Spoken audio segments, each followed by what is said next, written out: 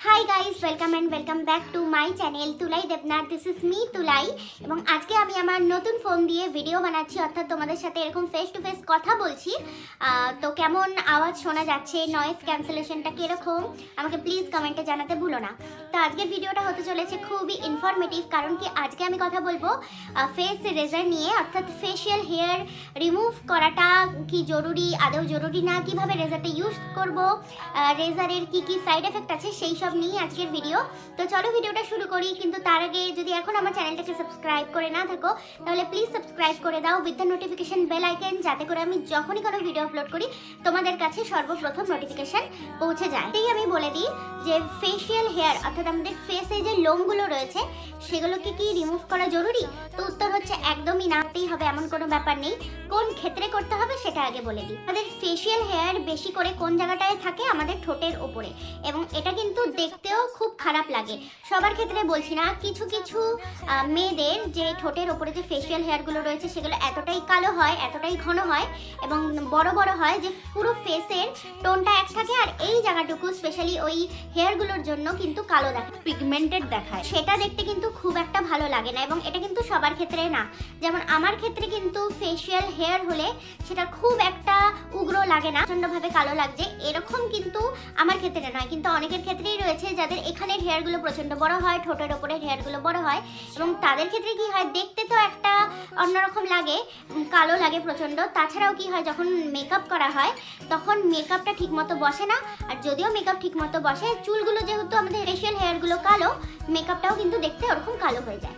তো এর জন্যই কিন্তু বেসিক্যালি ফেশিয়াল হেয়ারটা রিমুভ করা। ফেশিয়াল হেয়ার রিমুভ করলে যে কোনো প্রোডাক্ট, যে কোনো মেকআপ বলো বা স্কিন কেয়ার প্রোডাক্ট বলো, তোমার স্কিনে ভালো করে অ্যাবজর্ব হবে। ফেশিয়াল হেয়ারের সংখ্যা যদি অত্যাধিক বেশি হয়, মেকআপ কিন্তু মুখে একদমই বসতে চায় না, এবং মেকআপ যদিও বা বসে দেখতে একদম ভালো লাগে না। তার জন্য তুমি যদি মেকআপ করো, যেমন আমার কাজটা হচ্ছে আমি এভরিডে আমাকে মেকআপ করতে হয় ক্যামেরার সামনে, আমাকে আমার ফেশিয়াল হেয়ারটা কিন্তু রিমুভ রাখতে হয়, না হলে কিন্তু দেখতে প্রচন্ড রকম বাজে লাগে।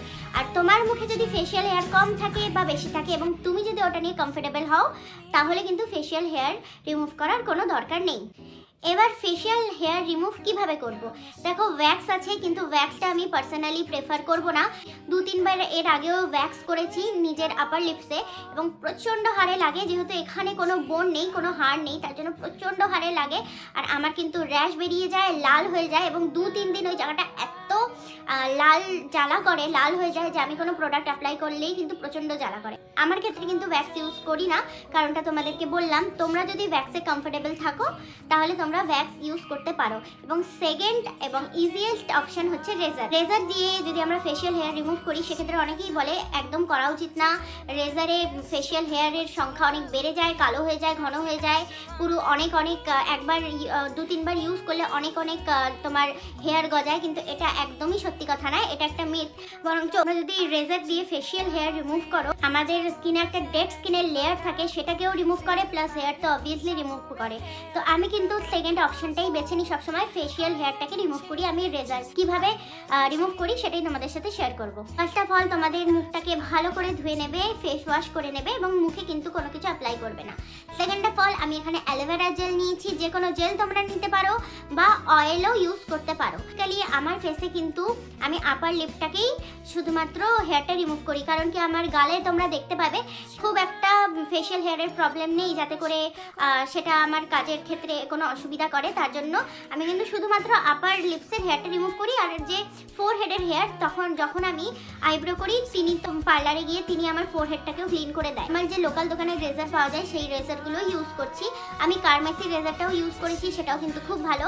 তোমাদের কাছে যেটা থাকবে তোমরা সেটা ইউজ করতে পারো।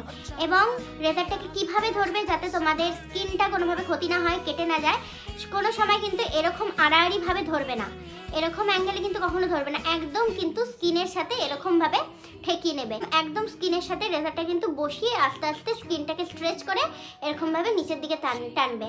কখনো যদি তোমরা এরকম ভাবে আড়াআড়ি রেখে এরকম ভাবে রিমুভ করো, সেক্ষেত্রে কিন্তু গালটা কেটে যাওয়ার চান্স অনেকটাই বেশি থাকে। এবং যখন ফেশিয়াল হেয়ারটা রিমুভ করবে তখন কিন্তু জায়গাটাকে স্ট্রেচ করে নেবে। আমি যেহেতু আপার লিপসে করিস, এবং বেশিরভাগ লেডিসরাই আপার লিপসেই রেজারটা চালায়, তো সেক্ষেত্রে আমরা কি করব, জিভটাকে ইউজ করে এরকম ভাবে জায়গাটাকে স্ট্রেচ করে নেব। যেখানে যেখানে আমরা করব সেখানে কিন্তু জিপটা ইউজ করে আমরা জায়গাটা স্ট্রেচ করে নেব। এতে করে কি হবে, কাটার সম্ভাবনাটা কমে যাবে, কাটার সম্ভাবনাই থাকবে না এবং হেয়ারটা ভালো মতো রিমুভ হবে। এক্স্যাক্টলি যেমন আমি ভিডিওতে দেখাচ্ছি। আমি কিন্তু ভিডিওটা এখানে ফাস্ট করে দিচ্ছি, তোমরা কিন্তু খুব হালকা হাতে আস্তে আস্তে আয়নাতে দেখে দেখে তারপরে হেয়ারটা রিমুভ করো। রিমুভ করার পরে দেখো আমি একটা টিস্যুতে বা কোনো কাপড়ে কিন্তু রেজারটা বারবার পরিষ্কার করছি, কারণ কি অনেক হেয়ার জমে গেলে না রেজারটা আর সেরকমভাবে হেয়ারটা রিমুভ ঠিক করতে পারে না, তার জন্য ক্লিন করবে দেন রিমুভ করবে। এবং কোনো জায়গায় যদি দেখছো একবার হেয়ারটা তুমি রিমুভ করে ফেলেছো কিন্তু 2-4টে হেয়ার রয়ে গেছে, সেখানে আবার জেলটা অ্যাপ্লাই করো, তারপরে কিন্তু রেজারটা চালাও। শুকনো মুখে কখনোই রেজার চালাবে না। এখানে কিন্তু আমি আমার আপার লিপসটা ভালো করে ক্লিন করে নিয়েছি। তোমাদের যদি এই এরিয়ায় যদি প্রচন্ড বড় ফেশিয়াল হেয়ার হয় সেক্ষেত্রে তোমরা এখানেও রিমুভ করতে পারো। যেদিনকে ফেশিয়াল হেয়ারটা রিমুভ করবে সেদিনকে কিন্তু কোনো মেকআপ ইউজ করবে না এবং চেষ্টা করবে রাতে তুমি ফেশিয়াল হেয়ারটা রিমুভ করে ঘুমিয়ে পড়লে। দিনে কিন্তু যদি ফেশিয়াল হেয়ারটা রিমুভও করো তাহলে কিন্তু বাইরে বেরিও না, ডিরেক্ট সানলাইটে যেও না।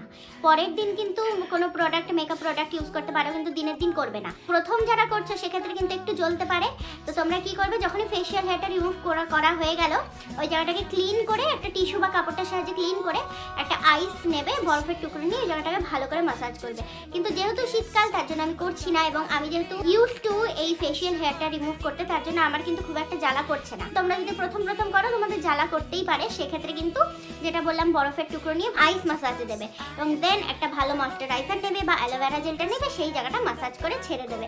বাস, আর কোনো কিছু সেই দিনের মতো ইউজ করতে হবে না। তো এটাই ছিল আজকের ভিডিও এবং তোমরা কিন্তু ভিডিওটা পজ করে একটু পিছিয়ে গিয়ে দেখো। প্রথমে যখন আমি দেখিয়েছিলাম যে আমার আপার লিপসে হেয়ারগুলো ছিল, ফেশিয়াল হেয়ারগুলো ছিল, আর এখন দেখো কতটা পরিষ্কার লাগছে। মেকআপও ভালো বসবে যেহেতু তোমরা ডেড স্কিনটাকেও রিমুভ করে দিলে এবং সাথে সাথে হেয়ারগুলোও রিমুভ হয়ে গেল। মুখটা কিন্তু অটোমেটিকলি খুব ব্রাইট দেখাবে, ফর্সা দেখাবে, মেকআপও ভালো বসবে। ফেশিয়াল হেয়ার কতবার কতদিন অন্তর অন্তর রিমুভ করা উচিত দেখো, এটা টোটালি তোমার উপর। আমি যেহেতু মেকআপ করি তার জন্য আমাকে সপ্তাহে একদিন বা 2 সপ্তাহে একদিন রিমুভ করতে হয় আমাকে। তোমাদের যদি সেরকমভাবে মেকআপ করতে না হয় এবং ফেশিয়াল হেয়ারের সংখ্যাও কম থাকে, তোমরা মাসে একবার বা খুব জোর হলে 2বার করতে পারো এবং মেকআপ করার আগে। আর যদি তাও না করো, 1 মাসে একবারও যদি না করো, কোথাও গেলে মেকআপ করছো, তার আগে কিন্তু রিমুভ করে নেবে। তার ঠিক আগে না, তার আগের দিন রিমুভ করবে। তার আগে রিমুভ করলে কিন্তু যখন তুমি মেকআপ ইউজ করবে সেখানে কিন্তু র্যাশ হয়ে যেতে পারে এবং জ্বালা করতে পারে। তো আশা করি ভিডিওটা ভালো লেগেছে, হেল্পফুল লেগেছে, ইনফরমেটিভ লেগেছে। লাগলে কিন্তু ভিডিওটা লাইক করতে ভুলো না, কমেন্টে নিজের মতামত জানাতে ভুলো না এবং শেয়ার করো নিজের বন্ধুদের সাথে। আমি আমার ইনস্টাগ্রামের লিঙ্কটা ডেসক্রিপশনে দিয়ে দিচ্ছি, যদি চাও আমাকে ওখানে ফলো করতে পারো। এবং থ্যাঙ্কস ফর ওয়াচিং।